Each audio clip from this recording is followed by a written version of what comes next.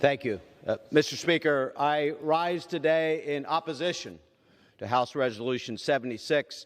I do agree with my colleagues across the aisle that as members of Congress, it is our job to ensure accountability over how taxpayer dollars are spent. And that's a very important aspect of our job here. And when tax dollars flow to an institution of higher education that has not lived up to its promises made to students, then defrauded individuals do deserve a transparent process to seek relief and have their student loans discharged.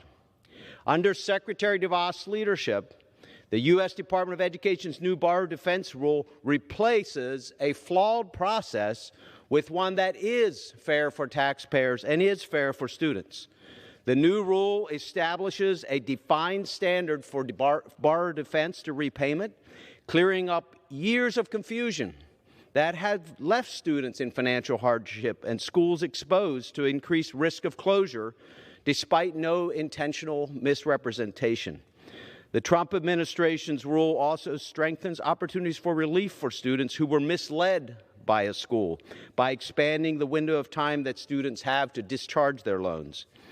But most importantly, this process, which was developed over many months and with stakeholder engagement through every step of the way, strengthened accountability on all institutions of higher education by ensuring that each and every school is held to the same standard, not just the taxpaying for-profit institutions.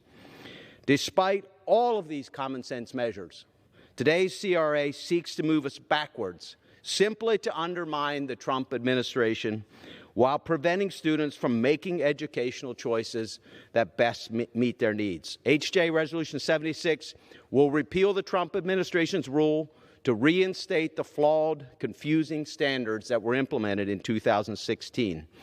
That rule, the Obama-era borrower defense rule, ignored due process, lowered the standard of proof, and left taxpayers on the hook for forgiving student loans to the tune of $42 billion, regardless of an individual claim's merit. The Trump administration's thorough methodology for borrower defense claims ensures any and every student will have a pathway to have their student loans discharged if they've been defrauded, while protecting taxpayer dollars from massive loan forgiveness schemes. In fact, this new rule is estimated to save taxpayers $11 billion.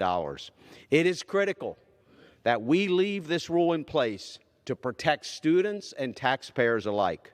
I urge my colleagues to place common sense policy above politics and oppose this misguided CRA that ultimately will harm all Americans.